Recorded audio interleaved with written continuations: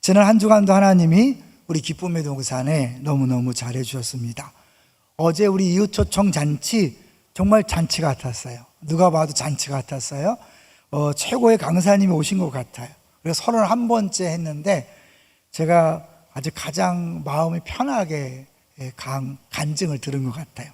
다른 때 같았으면 이 강사님의 그 내용을 들으면서 우리 처음 오신 분들은 어떨까 이런 걱정을 했는데 이번에는 전혀 그런 마음이 안 들고 편안하게 은혜를 누릴 수 있었습니다. 하나님의 임재가 분명히 느낄 수 있어서 그런 것 같아요. 앞으로도 계속해서 관련된 찬양을 들을 때마다 집회가 생각날 것 같아서 감사합니다. 여러 가지 모양으로 섬겨주신 분들에게 감사를 드립니다. 두 번째는 역시 이웃초청잔치인데요, 많은 분이 오셨어요. 우리 장로님도 기도하셨는데 88명이 오셨어요. 그러니까 선물을 준비한 것보다 더 오셔서 못 받으신 분들이 있는데 추가로 주문했으니까 잊지 마시고 꼭 받아가시기 바랍니다. 이제 그분들이 오시는 거 굉장히 어려운 결단이었는데 우리가 잘 섬겨야 되겠습니다. 우리 패밀리별로 계속해서 잘 섬겨주시고 잘 정착하도록 도와주시면 감사하겠습니다.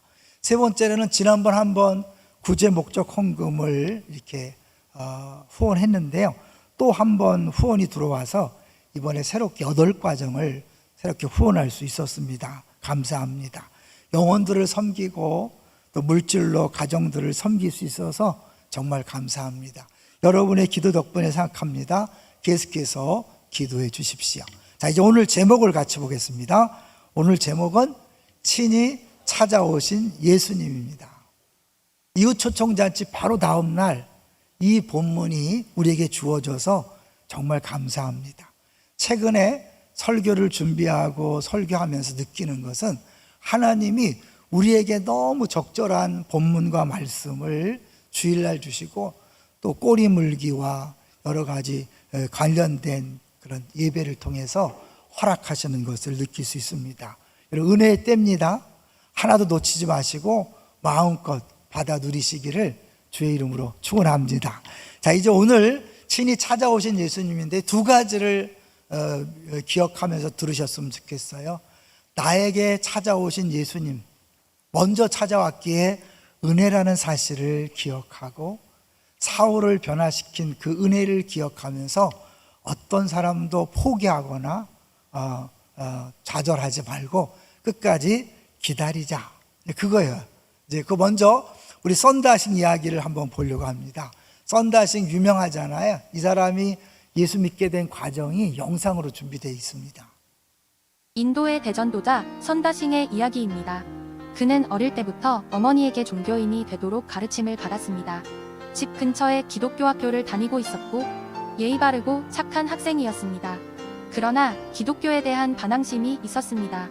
그가 14살이 되던 때에 어머니가 돌아가셨습니다. 삶과 죽음에 대한 경이로움을 느꼈습니다. 그 후 명상과 마음의 평화를 찾는 데 집중했지만 삶의 의미를 전혀 이해할 수 없었습니다. 그는 점점 삐뚤어져 갔습니다. 예배 시간에 오물을 던지기도 했습니다. 친구가 그를 위해 신약 성경을 선물했지만 그는 그 책을 불태워버렸습니다. 삶의 의미를 찾지 못한 그는 새벽 첫 기차에 몸을 던지기로 마음먹었습니다. 전능자연에게 답하여 주세요. 오늘이 내 인생의 마지막 밤입니다.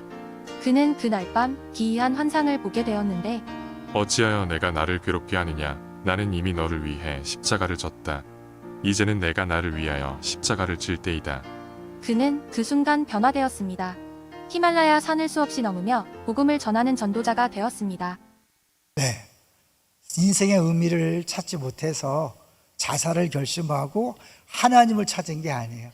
누구든지 신이 있다면 만나달라고 그랬는데 예수님이 찾아오신 거죠. 예수님이 찾아오시면 한순간에 사람은 변화됩니다. 오래 걸리는 게 아니에요. 진짜 예수를 만나면 그 예수를 만난 순간 변화되게 되어 있습니다. 만약에 우리가 변화되지 않았다면 예수를 만났나 한번 점검해 보셔야 돼요. 살아계신 예수님을 만나면 사람은 안 변할 수가 없어요. 오늘 그것을 보여주는 또 다른 인물이 있죠. 사울입니다. 사울은 아주 못된 인간이었어요. 예수 믿는 사람들을 핍박하되 아주 앞장서서 정말 죄인의 괴수라고 할 수 있는 그런 인물이었는데, 부활하신 예수님이 찾아오심으로 완벽하게 180도 뒤집어진 것을 볼 수 있습니다. 우리 9장 1절을 볼까요? 9장 1절 시작. 사울이 주의 제자들에 대하여 여전히 위협과 살기가 등등하여 대제사장에게 가서. 여전히니까 뭐예요? 계속해서 이 제자들에 대하여 위협과 살기가 등등했다는 거죠. 어떤 상황이었냐면 8장으로 잠깐 가볼게요. 8장 1절을 보겠습니다. 8장 1절 시작. 사울은 그가 죽임 당함을 마땅히 여기더라. 그날에 예루살렘에 있는 교회에 큰 박해가 있어 사대회는 다 유대와 사마리아 모든 땅으로 흩어지니라. 그가 죽임당한 누구죠? 그는 바로 앞에 스데반이죠. 스데반이 죽을 때 58절에 보면 사울이란 청년이 옷을 보관하고 책임지는 걸 볼 수 있어요. 그러니까 죽이는데 앞장선 거죠. 그러면서 그거를 사람을 죽이는데 조금 더 가책을 느끼지 않고 오히려 당연하다 느낀 거죠. 3절을 볼까요? 3절. 8장 3절 시작.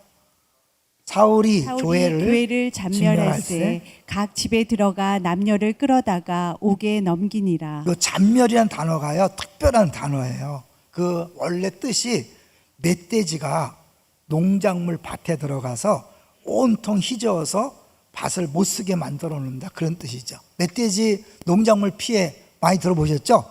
그래서 완전 이거는 교회를 완전히 뿌리째 뽑아버리겠다고 작정하고 달려드는 모습을 보여준 거죠. 그런 사울이었어요. 그런 사울을 예수님이 심판하고 벌 준 것이 아니라 찾아와서 변화시켰다는 거예요. 놀랍지 않아요? 자, 9장으로 다시 가봅니다. 9장의 2절을 보겠습니다. 2절 시작. 다메섹 여러 회당에 가져갈 공문을 청하니 이는 만일 그 도를 따르는 사람을 만나면 남녀를 막론하고 결박하여 예루살렘으로 잡아오려 함이라. 다메섹이 어딘지를 보면 이 사울이 얼마나 미쳐서 날뛰는지를 알 수 있어요. 그래서 한번 지도를 볼 텐데요. 예루살렘부터 다메섹 거리가요 230km입니다. 어느 정도 되는지 아시죠? 이 서울에서 부산까지의 거리의 반 정도 되는 거죠. 230km 되는 곳을 가서, 지금처럼 뭐 자동차 있는 세대가 아니잖아요. 가서 예루살렘으로 끌고 오려고 그 작정한 거예요. 왜? 예루살렘에 있는 성도들은 다 잡아 어쩌면 했기 때문에 다메섹까지 간 거죠. 그 다메섹에 뭐가 있는데 그랬을까요? 다메섹 도시에 대해서 잠깐 설명해 보겠습니다.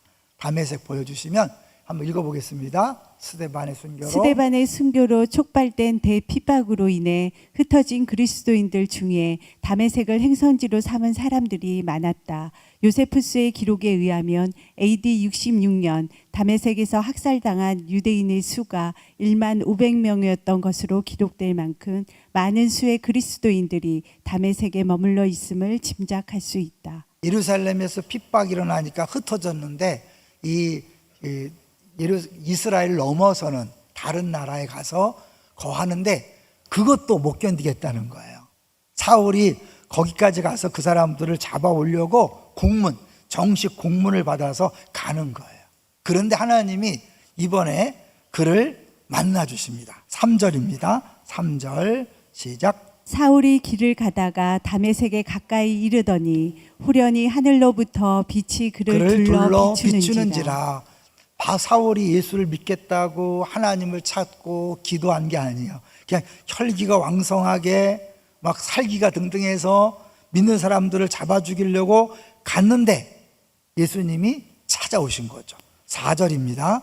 시작. 땅에 엎드려져 들음에 소리가 있어 이르시되 사울아 사울아 내가 어찌하여 나를 박해하느냐 하시거늘. 네, 굉장히 중요한 말씀이죠. 사울은요 예수님을 핍박한 적이 없습니다. 예수님을 직접 만나서 핍박한 적이 없거든요. 그런데 왜 나를 핍박한다고 예수님 얘기했을까요? 그것은 뭐예요? 예수 믿는 사람들을 박해하는 것은 누구를 박해하는 것이다? 예수님을 박해하는 것이다. 예수님과 믿는 사람들이 한 몸이라는 것을 보여주고 있는 거죠. 우리 얼마 전에 말에 대해서 조심하자 그랬어요. 그죠? 예수 믿는 사람들 또 사람들을 저주하고 함부로 비판하는 것은 하나님을 저주하는 것이다. 교회에서 다른 성도들에 대해서 함부로 말하는 것은 예수님에게 함부로 말하는 거예요. 그런데 우리가 그걸 너무 느끼지 못하고 함부로 말하는 거죠. 함부로 비판하고 함부로 뒷담화하고 그것이 죄인지도 모르고 예배 자리에 앉아 있는 거예요. 여러분, 그 죄를 짓고 예배 자리에 앉아 있으면 하나님이 기뻐하실까요? 그 죄를 회개하고 앉으셔야 돼요. 마침 오늘은 성경 봉도 우리 성구 그 교동문 때도 주의 진액이 나를 누르는 것 같다. 죄를 품고 있으면 하나님이 쫙 짜는 것 같아. 힘들어요. 그러니까 이제 예배 시간에 행복하지 않다. 여러분 기억하세요. 죄 문제를 해결하셔야 돼요. 어떻게 해결하죠? 회개하셔야 합니다. 불평하고 원망하고 다른 사람 욕한 것 예수님을 욕한 겁니다. 예수님을 욕하고 예수님을 찬양한다는 게 말이 안 되잖아요. 여러분 그걸 오늘 본문이 보여주고 있는 거예요. 우리 기억날 때마다 회개하시고 그리고 예배에 참석하시면 좋겠어요. 5절입니다. 5절 시작. 대답하되 주여 누구시나이까? 이르시되 나는 내가 박해하는 예수라. 네, 이 사울은 자기가 하나님을 잘한다고 생각했어요. 그래서 자기는 하나님을 위해서 이렇게 한다고 생각했는데 갑자기 나타나서 야, 너 왜 나를 핍박해? 그러니까 당황한 거죠. 우리가 신앙생활 할 때 나는 하나님을 잘 믿는다고 착각할 수가 있어요. 하나님을 욕먹이고 하나님을 힘들게 하고 하나님을 괴롭히면서 난 하나님을 잘 믿는다고 생각할 수가 있다는 거예요. 그게 오늘 사울의 모습이에요. 한번 볼까요? 왜 사울은 이렇게 됐는가? 6번을 같이 보면요. 6번 보시면 사울이 이렇게 예수 믿는 사람들이 핍박했던 이유가 있어요. 시작. 사울은 자신이 하나님이 누구이신지 안다고 생각했습니다. 예를 들어 그는 하나님은 결코 인간이 될 수 없다고 생각했습니다. 그는 하나님이 성전이나 제사를 버리지 않으실 것이라고 생각했습니다. 그는 자신이 하나님에 대해서 잘 안다고 생각했기 때문에 기독교인들이 틀렸다고 생각했고 그래서 그들을 핍박했습니다. 그러나 다메섹으로 가는 길 위에서 그가 알고 있던 신은 자신이 만든 신, 자신이 원하는 신이지 실제 하시는 진짜 하나님이 아니라는 것을 발견하게 됩니다. 네, 많은 분들이 지금 교회에서 신앙생활 하지만 진짜 하나님이 아니라 내가 생각하는 하나님을 믿는 경우가 많이 있다는 거예요. 그러니까 사실 행복하지 않고 여차하면 교회 떠날 수 있고 여차하면 불평 원망할 수 있는 게 뭐냐면 진짜 하나님이 아닌 거예요. 진짜 하나님은 나보다 커요, 작아요? 어때요? 진짜 하나님 나보다 커요, 작아요? 100% 크죠? 100% 크다는 건 이해할 수 있다, 없다? 없는 거예요. 그러니까 우리가 신앙생활 하다가 하나님 왜 이렇습니까? 이 자체가 내가 믿는 하나님이 가짜라는 거예요.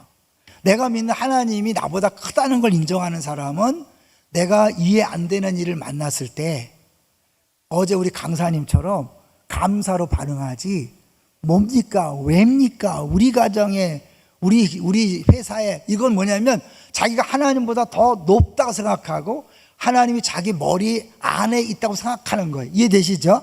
그러니까 신앙생활을 행복하지 않게 하고 막 불평 원망하고 때로는 시험 들고 상처받고 막 낙심하고 좌절하는 가장 큰 요인을 보면 내가 만든 신을 섬기는 거예요.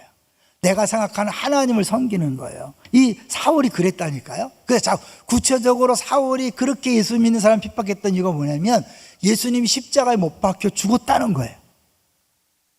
신명기에 보면 나무에 달려 죽은 사람은 저주받았다고 이렇게 성경에 써 있어요. 그러니까 그 성경을 믿은 거예요. 근데 하나는 알고 둘은 모르는 거예요. 물론 예수님이 십자가에 못 박혀 죽은 건 저주받은 죽음이에요. 근데 무슨 저주냐? 본인의 죄 때문에 죽은 것이 아니라 모든 인류의 죄의 저주를 해결하려고 죽은 거예요. 이해되시죠? 근데 이거 하나만 알기 때문에 십자가에 못 박혀 죽었으니까 저주받았어. 이 하나님이 저주한 예수를 왜 따라다니는가 이놈들아. 그리고 그들을 핍박했던 거예요. 그런데 나중에 사울은 깨달았죠. 그게 모든 인류의 죄의 저주를 담당한 것이다. 나중에 깨달은 거예요. 예수님 만난 다음에 깨달은 거예요. 만나기 전에는 어때요? 깨닫지 못했으니까 불평하고 원망하고 예수 믿는 사람들을 핍박함으로 자기가 하나님을 잘 섬긴다고 생각했지만 오히려 하나님을 욕먹이고 힘들겠다는 것을 보여주고 있는 거죠. 우리가 이 7번을 보시면 이 사울의 이런 오류에 대해서 우리 스팅켈러 목사님 이런 C.S. 루이스가 이렇게 말했다고 하는 거죠. 자, 고양이를 찾는 쥐의 그림. 쥐는 고양이를 찾습니까? 안 찾습니까? 안 찾죠. 죽으려고 찾나요? 고양이가 쥐를 찾지 쥐가 고양이 안 찾아요. 자, 만일 시작. 만일 당신이 신을 찾고 다양한 책을 읽고 당신이 믿는 신을 알아냈다면 그것은 진짜 신이 아니라고 그분은 말합니다. 당신은 거듭난 것이 아닙니다. 거듭난다는 것은 하나님이 상상할 수 없는 속도로 다가오시는 것을 의미한다고 C.S. 루이스는 말합니다. 당신은 하나님이 실제로 그곳에 계시고 당신을 다루고 계시다는 것을 느낍니다. 내가 연구해서 내가 노력해서 만난 하나님은요, 내 수준을 못 벗어나는 거예요. 우리 하나님이 그 정도 수준이 아니잖아요. 근데 우리는 내가 생각하는, 내가 연구하고 찾아서 만난 하나님이 전부라고 생각하는 거예요. 근데 진짜 찾아오신 예수님을 만나고 찾아오신 하나님을 경험한 사람은 겸손해질 수밖에 없어요. 와, 나는 이렇다고 생각했는데 너무 크신 하나님을 만나고 나니까 내가 아는 게 하나도 없었구나, 내가 틀렸구나라고 그렇게 깨닫게 되는 거죠. 아직도 내가 하나님을 잘 알고 있다고 말하는 분들은 한번 점검해 보셔야 돼요. 여러분, 가짜 하나님을 믿고 있을 수 있어요. 사도 바울이 사실은 이제 사울이 이런 부분에 있어서 눈이 멀었던 거예요. 볼까요? 자, 이제 6절 7절을 한번 같이 읽어보겠습니다. 6절 7절, 9장 6절 7절입니다. 시작. 너는 일어나 시내로 들어가라. 내가 행할 것을 내게 이를 자가 있느니라 하시니. 7절. 같이 가던 사람들은 소리만 듣고 아무도 보지 못하여 말을 못하고 서 있더라. 네, 같이 가던 사람들은 무슨 일이 벌어진지 모르지만 사울은 아는 거죠. 주님과 대화도 했잖아요. 자, 8절 시작. 사울이 땅에서 일어나 눈을 떴으나 아무것도 보지 못하고 사람의 손에 끌려 다메섹으로 들어가서. 눈을 떴으나 아무것도 보지 못한다. 우리가 교회 다니지만 눈이 안 열린 분들이 많이 있어요. 성경이 무슨 내용인지 이해가 안 되시는 분이 있죠? 성경이 어려워서가 아니에요. 어느 날 여러분이 갑자기 성경 말씀들이 눈에 쏙쏙 들어오는 체험을 할 때가 있을 거예요. 그 전까지는 눈이 안 열려서 그런 거예요. 기도하셔야 돼요. 성경이 어려운 게 아니라 주님, 내 눈을 열어주세요. 나를 만나주세요. 그러면 성경이 눈에 들어옵니다. 설교가 안 들어오신 분들 있죠? 안 들려 막. 딴 사람 은혜 받았다는데 막 힘들어 죽겠어. 그러면 어떻게? 귀가 열리도록 기도해 주셔야 돼요. 주변에 부탁하세요. 나는 설교가 안 들린다. 나를 위해 기도해 달라. 성경을 읽어도 이해가 안 된다. 나를 위해 기도해 달라고 하셔야 돼요. 사울이요, 그렇게 구약에 정통했고 성경을 많이 알았지만 그의 눈은 가려져 있었어요. 볼 것을 못 봤어요. 그래서 18절을 가볼까요?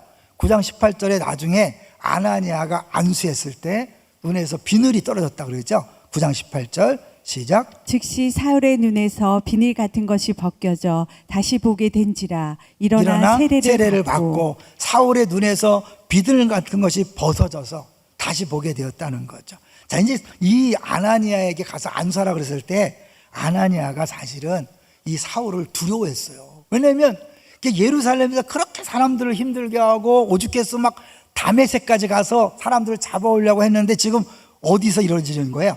다메섹 가기 직전에 이루어졌고 이 아나니아는 그 다메섹에 있다가 예수님을 말씀을 들은 거잖아요. 그래서 이 아나니아가 예수님이 너 사울에게 가라 그럴 때 이렇게 말했어요. 13절 볼까요?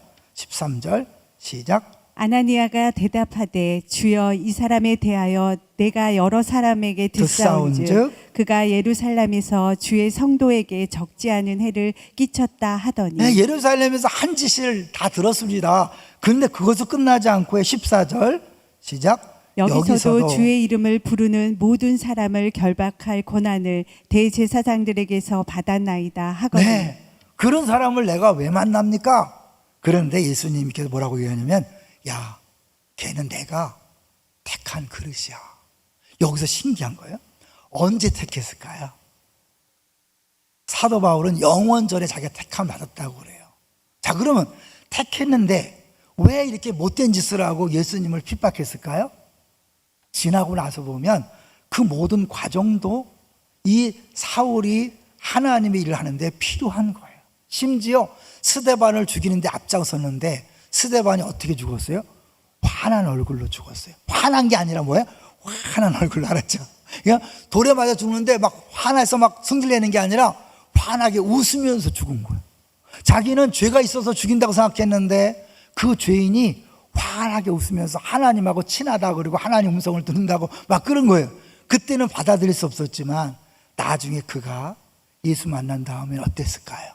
그 스데반의 얼굴이, 스데반의 설교가 다 기억이 났을 거예요. 자기가 그렇게 핍박했기 때문에 나중에 다른 사람이 자기를 막 돌로 쳐 죽이려고 해도 어떻게 해요? 다시 일어나서 들어가는 그런 모습을 볼 수 있어요. 하나님이요, 영원 전부터 택해서 이방인의 사도로 쓰려고 했던 사람도 결정적인 순간까지는 핍박자로 살도록 허용하신 거예요. 이 말은 뭐예요?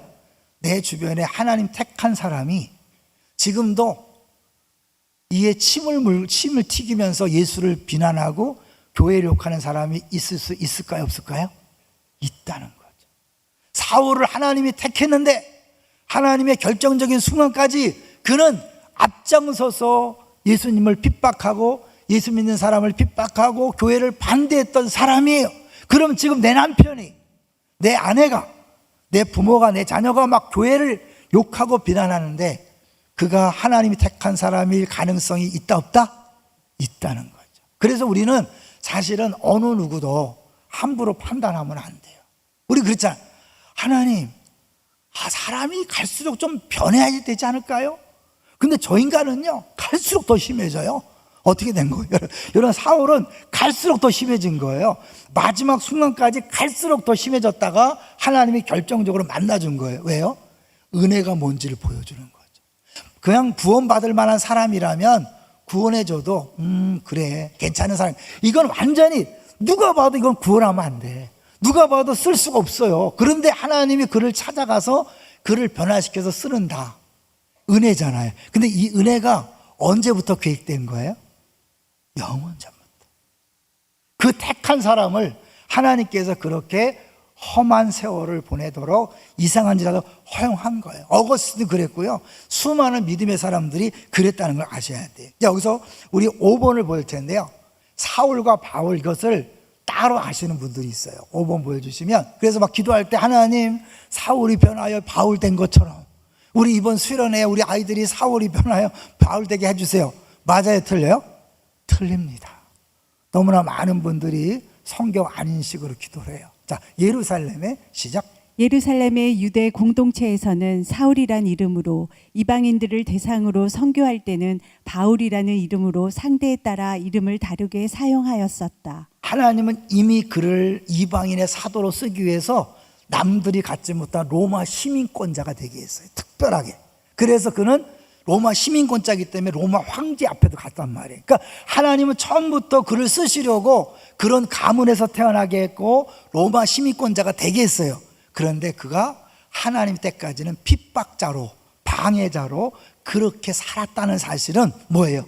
우리 주변에 하나님이 특별히 쓰시려고 작정했지만 아직도 여전히 이상한 짓을 하는 사람이 있을 수 있다는 거예요. 그래서 우리는 어느 누구도 저 인간은 안 돼, 저런 사람은 절대 교회 안 나올 거야, 절대 믿을 사람이 아니야, 그렇게 말하면 안 된다는 거예요. 자, 이제 우리 자신이, 두 번째가 우리 회심 기념일이잖아요. 여기서 이기풍 목사님 이야기를 한번 잠깐 해보려고 해요. 이 썬다식만 그런 것이 아니고 사울만 그런 게 아니라 우리나라 믿음의 선배들도요, 전혀 예수 믿을 수 없는 사람들이 예수를 믿었어요. 대표적인 게 이기풍 목사님인데 1868년 평양에서 태어난 이 목사님이 어릴 때 신동현, 똑똑해. 근데 성격이 사납고 혈기왕성해서 막 사람들을 막 때리고 사납게 굴었는데, 심지어 선교하러 오신 선교사님을 전도할 때 돌멩이를 던져갖고 얼굴을 깨트렸어요. 그래서 전혀 가책이 없었어요. 그런데 이제 어느 날 밤에 주님이 나타나는 거예요. 그래서 기풍아, 왜 나를 핍박하느냐? 너는 나의 복음의 증인이 될 사람이다. 너무 놀랬지만 그 당시에는 받아들이지 않았어요. 하나님의 또 방법이 있죠. 하나님의 코스가 있는 거예요. 청일 전쟁을 피해 원산으로 피신했을 때 스왈렌 선교사를 만난 거예요. 근데 그분이 죄를 회개하고 예수를 믿으시오. 뭐 한국말이 서툴렀겠죠. 근데 그 말을 들었을 때 이기풍 목사님이 당시에 천둥 소리를 들은 것 같아서 바로 엎드렸잖아요. 제대로 찾아오신 거죠. 그리고 나서 회개하고 평양으로 가서 자기가 돌로 얼굴을 때렸던 마페 선교사님에게 용서를 구하고 결국 신학을 해서 우리 한국의 최초 7명의 목사님 중에 한 명이 된 거예요. 예수 믿기로 작정하고 주님 앞에 찾아간 게 아니에요. 예수를 핍박하고 선교사에게 돌 던졌던 그 사람을 예수님이 먼저 찾아오셔서 그를 변화시켜서 쓰셨다는 것을 보여주고 있는 거죠. 이제 그 프란시스 톰슨이란 분이 이 사울을 생각하면서 사울의 변화를 생각하고 자신을 생각하면서 예수님을 천국의 사냥개라고 비유하는 시를 썼어요. 예수님을 사냥개. 아까 얘기했죠. 사울이 멧돼지 같은 존재라고 그랬잖아요. 멧돼지같이 그렇게 농작물을 파헤치고 교회를 없애려고 할 때 그 멧돼지 같은 사울을 찾아와서 그를 정복해서 일꾼으로 쓰신 그것을 보여주며 생각하면서 시를 썼어요. 긴데 일부분만 읽어드릴게요. 나는 그에게서 도망쳤네. 밤과 낮의 빛할 길 아래로. 나는 그에게서 도망쳤네. 세월의 아치 저 아래로. 나는 그에게서 도망쳤네. 내 마음의 미로로. 그리고 눈물의 안개 속에 그를 피해 숨었다네. 흐르는 웃음의 시냇물 속에 한때 희망의 부풀어 오르게 됐지만 이내 두려움의 골짜기 아래 거대한 어둠 속으로 곤두박질 쳐 버렸네. 우린 주님이 계속 찾아오는데 도망다녀요. 왜? 예수 믿으면 큰일 날 것 같아. 뭐 술 담배도 끊으라 그러지, 11조도 하라 그러지, 뭐 하지 말라가 너무 많아서 예수 믿으면 너무 힘들 것 같아서 도망다니는 분들 많아요, 적어요? 무지 많아요. 잘 모르고 도망다니는 거예요. 그래서 예수님이 계속 쫓아오는 거예요. 사냥개처럼 계속 쫓아오는 거예요. 쫓고 또 쫓아오는 저 힘찬 발소리를 피해 그러나 서두르지 않고 흐트러지지 않는 발걸음, 걸음걸이, 장엄한 긴박함으로 한 목소리가 두드린다. 발소리보다 더 긴박하게 내가 나를 배반하기에 모든 것이 너를 배반한다. 네 인생의 모든 어려움이 어디서 온지 아냐? 나를 배반했기 때문이야. 나를 버렸기 때문이야. 쫓아오는 그의 사랑을 알았지만 그를 모시고 나면 그 이외에 다른 것을 가질 수 없을까 몹시 두려웠네. 예수를 믿으면 많은 걸 포기해야 될지 알지만 아니에요, 여러분. 억지로 포기하는 게 아니에요. 더 좋은 것을 만났기 때문에 자연스럽게 그런 것들이 싫어지는 거지 억지로 끊는 게 아니에요. 이걸 얘기하는 거예요. 가여라 너는 알지 못하는도다. 나 아니면 오직 나 아니면 비천한 너를 누가 사랑해 주겠느냐. 내가 내게서 너의 모든 것을 가져감은 너를 해롭게 하려는 것이 아니라 다만 내가 그 모든 것을 내 품에서 찾게 하려 함이었다. 우리는 빼앗기는 것처럼 보이지만 하나님은 더 좋은 것들을 주려고 나를 찾아왔다는 거죠. 이 시점에서 저의 인생을 한번 살펴봤어요. 제가 처음 마지막 그림 보여주세요. 제가 처음 예수 믿은 게 1977년 1월 달이에요. 구파발 성결교회 처음 나갔어요. 그래서 서대문 장로교회 82년도부터 다녔고 안양 장로교회에서 처음 군대 제대하고 전도사로 사역했어요. 인천 희망교회에서 부목사로 있다가 안산동산교회에서 13년 부목사 있고 그리고 2006년부터 지금까지 담임 목사로 하는데 저는 예수 믿고 사실 손해본 게 하나도 없어요. 많은 분들이 예수 믿고 손해보시는 분 많이 있어요. 예수 믿기 때문에 수입이 끊어지고 예수 믿기 때문에 어려움을 당한 사람도 많이 있었어요. 물론 저도 예수 믿었기 때문에 어머니로부터 쫓겨남을 당하고 집에서 핍박을 당했지만 지나고 나서 보니까 그 모든 것들이 절대 손해가 아니더라고요. 오히려 지금은 어때요? 내가 옛날에 예수 믿기 때문에 핍박당한 것이 오히려 목회하는데 자산이 되더라고요. 자랑거리가 되더라고요. 별단 것처럼. 그렇죠? 그러니까 우리가 손해보는 게 아니에요. 우리 어제 오셨던 송경명 목사님이 그 멋진 찬양을 지었는데 다 와요. 어릴 때부터 너무 고생했잖아요. 어제 간증 들으신 분 알겠지만 정말 죽어라 죽어라는 인생이었는데 어떻게 그 입에서 감사가 행복이 예수로 충만하는 만족이 나올까요? 그러니까 은혜가 되는 거죠. 세상 사람들은 조건이 좋고 환경이 좋아야 행복이 있고 감사가 있고 기쁨이 있을 거라고 생각했는데 아니었잖아요. 그런 것들이 아무것도 없었어도 예수를 만났기 때문에 행복하고 감사하고 만족한다. 우리들이 끊임없이 사울처럼 엉뚱한 것을 쫓아가고 막 그걸 통해서 행복을 얻으려고 그러고 만족을 얻으려고 했던 거예요. 선다식처럼 이기풍 목사처럼 끊임없이 그렇게 했어요. 근데 저는 사실은 그렇게 핍박자가 아니었죠. 이 말은 뭐냐면 회심하는 과정은 다 다른 거예요. 똑같지 않아요. 사울처럼 이렇게 다 극적인 건 아니에요. 어떤 사람은 자기도 모르게 그냥 앉아있다가 갑자기 예수님이 찾아와서 눈물을 흘리셔서, 제가 그랬거든요. 처음에 교회 갈 때는 저는 믿고 간 게 아니에요. 교과서에서 모든 종교는 인간이 약하기 때문에 초월자를 만들어 놓고 그 초월자를 의지함으로 마음의 평안을 얻는 것이 종교다. 전 그렇게 배웠어요. 전 모험생이었거든요. 우등생. 그래서 그냥 교과서를 그대로 믿었어요. 그냥 교회 다닐 때도 성 갔을 때도 그걸 믿고 간 게 아니에요. 명지고등학교 들어가는데 매일 예배 드리고 성경 공부하는데 알아들을 수가 없어요. 무슨 말인지 모르겠어요. 근데 그냥 교회를 가고 싶었어요.